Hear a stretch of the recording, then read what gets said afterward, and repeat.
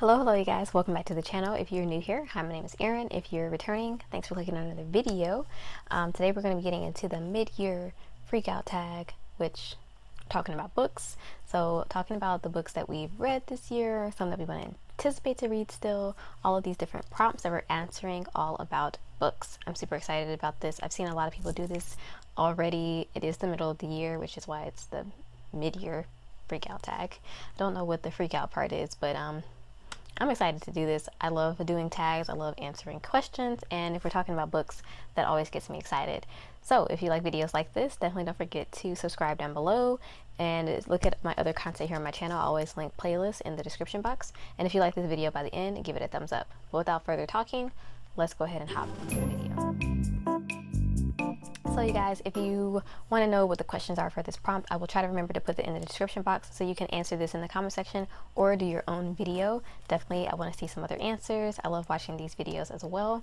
But there's, I think, what, 15 different, up to 15 different questions about different things, just different questions about the books you've read this year or books you want to read, etc., that you have to answer based on what you've read. So everyone has a different list that they've got, or different answers that they've got for each of these. And I'm going to try to make this a shorter video and not too long.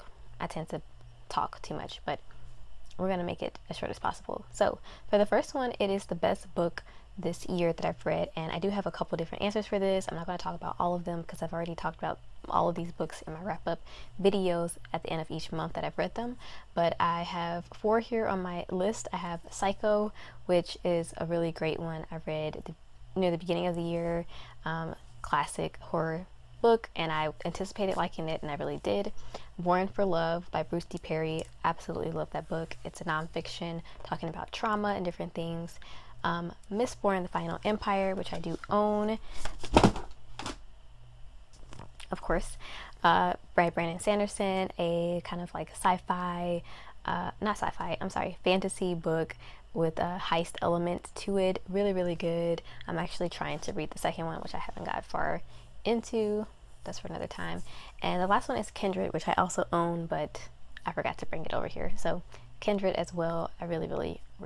Number 2 is best sequel read this year, and I haven't read that many sequels this year, which is kind of scary because I started a lot of different series, but I did finish one series, and so I guess this is the only one that really fits for this.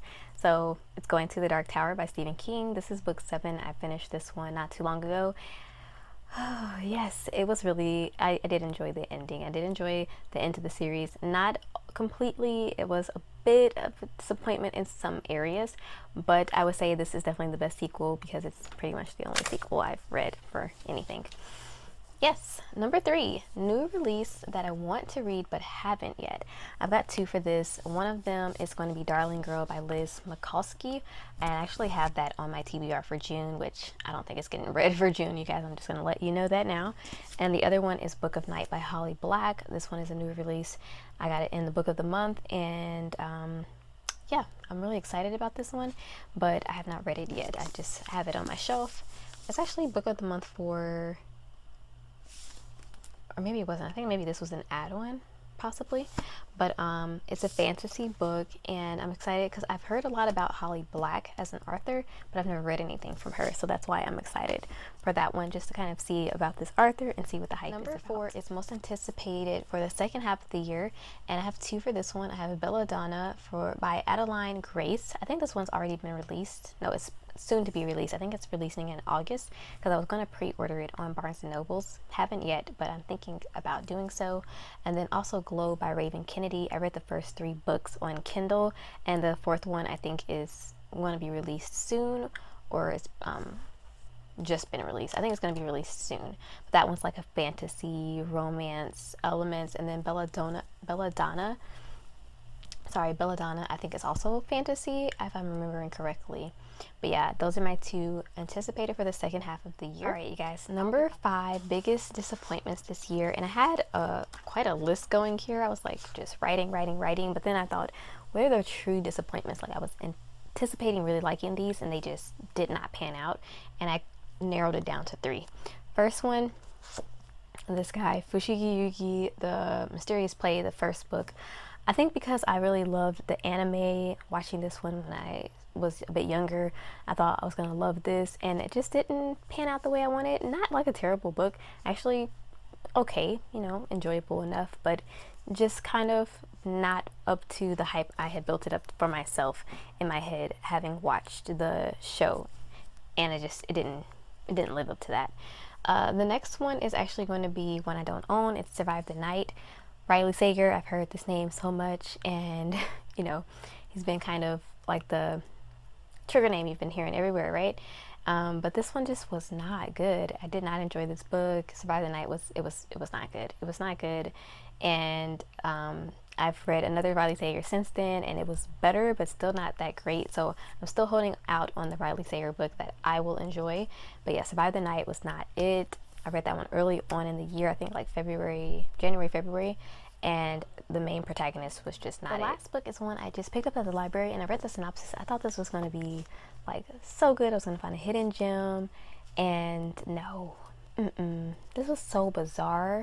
I just finished this book this month. It was just a bizarre book, you guys. I'm basically following this like group of kids that are like basically like adopted by these weird people. They're in the middle of nowhere in this garden. They're taking care of it. There's a lot of like weird stuff going on. It's kind of like very vague fantasy magic happening in this garden, and they have to take care of this vine, and it's just strange, and it didn't make any sense, and I just was so I was not confusing, like not understandable, or like hard concepts. Confusing, like where were we going with the story? What was the purpose of this? Confusing as in, what was I supposed to get out of this? I don't know. I'm not sure, and I did not enjoy it. So yes, one of the biggest disappointments for sure. And if I had to add on a category, it would be like most disliked book, and probably go to this as well. This, and maybe a few other, maybe Survive the Night. Those two, oh my goodness. What is going, yeah, what the heck. Okay. Number 6 is going to be the biggest surprise. So I love this one. There's quite a few that surprised me this year. I'll have to say Born for Love was one that definitely surprised me, by Bruce D. Perry. Number 1, I was not expecting to love this nonfiction. I wasn't expecting to be loving nonfiction at all this year, because I read like one last year, and it's not my strongest category. But I've been really loving the nonfiction I've been picking this year. Majority of them. There's one that I did not like, but majority of them they've been knocking out of the park. I think I've been making some really good choices that interest me, which is, obviously something you have to do when you're doing for the nonfiction. And the topics I've been getting for the nonfiction books have been amazing. They've been entertaining, but also a good learning opportunity. And Born for Love was one that super duper surprised me. Another one is The Forbidden. I really, really like that book. It's by Laurie Holmes. I read it on Kindle. It's basically it says it's a romance, but that is not what that book is. It's like a survival story, and it's based all the way back in like prehistoric time, like think like all the way back, early humans. And this woman is trying to survive with her baby that's supposed to be like an abomination, because it's like mixed between two different species. I don't know, like two different forms of early humans. And it's a really good book. I was not expecting to like it. So a big surprise for me. I really, really enjoyed it. Is there another one on this list that I want to mention? Yes, there is. I don't know if this should necessarily go in this category, because this is one of my favorite authors, Stephen King. So surprise, but for some reason I didn't want to read this book. I got this book as a gift from my mom and my sister. They picked it up at some department store. I think maybe Target or Walmart. And for some reason I just did not want to read this. I just thought, this doesn't seem Stephen King-ish. I just felt like this was like, I wasn't gonna like this. Loved it. So I don't know why I thought that, being that Stephen King is an author I read a lot from, and I pretty much like almost all of the things I've read from him. So yeah, I guess in that sense it was a surprise. I don't know why I didn't want to read it. Honorable mention for this, Kindred by Octavia E. Butler. Really, really good. Loved it. Okay, 7, Fave New Arthur. So basically Arthur that wasn't a fave before, but has become a favorite this year so far. Octavia E. Butler, definitely I'm gonna put her there. I read a few of her books last year, and this year I've just read one, but I would say she's definitely become a favorite new author. I really enjoy everything I've read from her. Really interesting concepts, strange but in a good way. And then the other one will be Bruce D. Perry. I've read two of his nonfiction books. One of them was with Oprah though, but I really enjoy reading his nonfiction books so far. And I've only read two, but I have to say I enjoy both of them so much. They both got 5 stars. That for me is, yeah, you're becoming a favorite author. I'm really enjoying his work, and I'll be continuing to read from him as well. Okay, number 8 is book crush. I don't think I have a book crush this year. I've read a lot of romance books, to be honest, but I don't know if any of them stick out. Maybe from one of the time travel ones I've been reading. Those ones were pretty good. I don't know if that would consider those book crushes, so I'm gonna say not applicable for this one right now. Number 9, fave new character. I have to say, this one was a little hard. I've got a lot of characters I've loved this year, but there were a couple that stuck out. All right, a few of these books I've already mentioned, but I'm gonna mention this one again. The little boy in this, Jamie Culkin, really enjoyed that character in this one, so I would say that one is a fave new character. Kelsier in the Mistborn book by Brandon Sanderson, I really enjoyed that characterization. I really enjoyed him as like this kind of like rebel leader. He was trying to go after and help the kingdom. Then honorable mention, I have to see more from her though in the next books. And then one that I don't think gets enough, Ralph from Insomnia. Number 1, older character, not elderly, is that it? Yes, elderly, senior character, which we don't see a lot of, I don't feel like, and at least I don't read a lot of characters that are older or like retired age, and he was just such a great character. I really loved him in this book, so I'm gonna say Ralph is one that I really enjoyed from Insomnia. If you've not read Insomnia by Stephen King, read it, although I might have a couple things from the Dark Tower series that might be mentioned or nudged at if you haven't read those. Okay, let's move on. Books that made me cry. Number 10, books that made me cry this year. I've mentioned it so many times I had to go grab it. Kindred, Octavia E. Butler. This is about a black woman that goes back in time during the time of slavery, and yeah, it just has a lot of emotional moments, a lot of darker topics and concepts and a lot of things, and a lot of it made me very teary-eyed. Yeah, really, this is a great book. If you have not read this book, read it. So good. And also 12 Years a Slave, also read that one earlier this year as well. That one made me cry as well. All right, number 11, books that made me happy. And this one I was like, oh, what can I put here? And then I thought, The Hobbit. That's just like a happy book. It's just like fun adventures, going off, traveling, a little bit of whimsical nature to it as well, whimsical elements.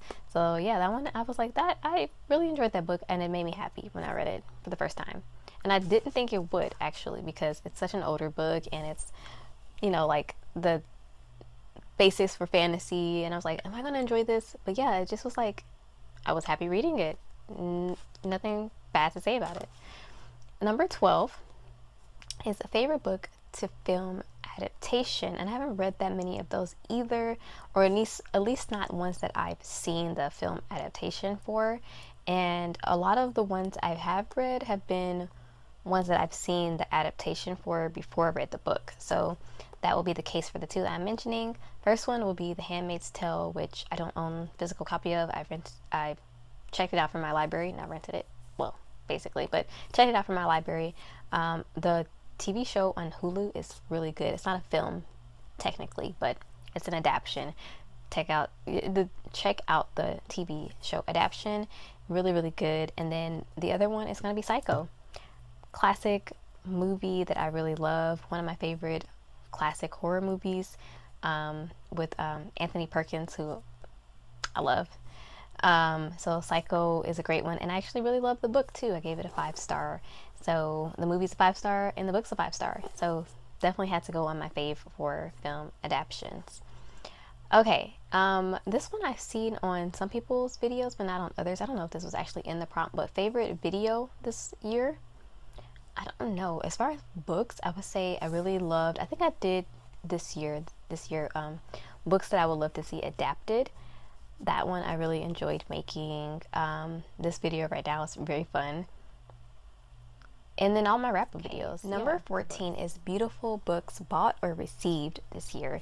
Now, I've recently been going through an obsession for special editions of books and just like leather bound and pretty and painted edges. I don't know why, but I've been seeing videos of them and I'm like, I want that too. I want my, a couple shelves to look all special. So I've recently bought quite a few special edition books, leather bound books. All of them over because I've bought maybe like 6 or 7 of them and they're heavy and I'm tired, but I bought a few over to show you guys, and some of my favorites actually. This one, look at, oh my, I mean, I need to do a video on these. I'm gonna do a video on these anyways because I like to do book hauls, number one, and then I'm showcasing these. So this one, Little Mermaid, fairy tale by Hans Christian Andersen. That's one example, and those are that one's a Barnes and Noble's one. I have another Barnes and Noble's one. Oh my goodness, oh my goodness, look at this beauty, huge one as well. Stephen King, The Stand. I've not read this one, so I'm super excited to have this. I mean, this is just absolutely gorgeous. This is also a Barnes and Noble one. And then this next one is not Barnes and Noble. So where did I get this from? I might have got this from did I get this from Barnes and Noble? I think I got this from Books A Million. And I don't think it's like necessarily a special edition, but it's just a really cool book. It looks great on the shelf. So this one is Epic Japanese Myths and Tales. Love it. And then the next one is another example. I've got 2 of these. I got another one that's similar style of this one. These are I don't know what these are called. Something. But they're like ones you can get from a certain publisher or certain whoever makes these special editions. This is Secret Garden by friends Hodgson Burnett. Is it Claire Shurrock? The Shurrock? I don't know. But look how cute this is. It's so sweet. And then I got another one of these as well. They're called something. They're collector editions. I don't know what they're. Wordsworth. That's who they are. Yeah, Wordsworth limited edition books. Sorry, that took so long to say that. I got 2 of these ones. The other one's over on the shelf, but this is one example.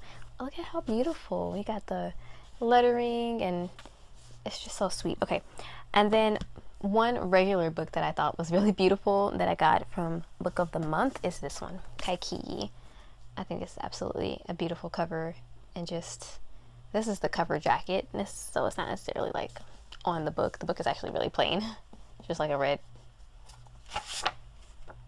But the book cover, so I guess favorite beautiful book cover, this book right here. We can bonus question. Guys, last question, number 15. Need to read by the end of the year. This is actually a really long list. I have a huge TBR list that I have in my journal and a lot of books that I want to read. Who knows if I'll get to all of them. I mean, June's almost over, but I picked a few that were like on the top of my mind. I know for sure I want to get to the second book in Dune, so I think it's this one, Dune Messiah.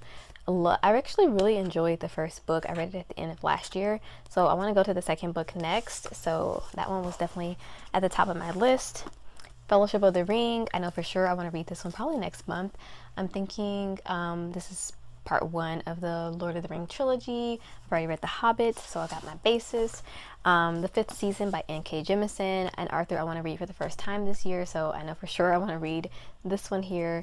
And The Golden Compass, which will be a reread. I definitely want to get to that one this year. It's one of my goals even. So yes, those are just 4 off the top of my head, but there's so many more, like so many more. I want to read some more classic sci-fi and horror and all of that stuff. So yes, you guys, this is my mid-year freakout tag picks and my list I really, really enjoyed coming up with these and thinking about it. I had to go back through all of the stuff I read this year, which was really fun to look over. It's good to kind of evaluate what you read and think about it. So yeah, if you want to do this, definitely go ahead and do it. Make a video or leave a comment down below and let me know your picks for these questions. And I will check you guys out in the next video very, very soon. Stay safe. Adios.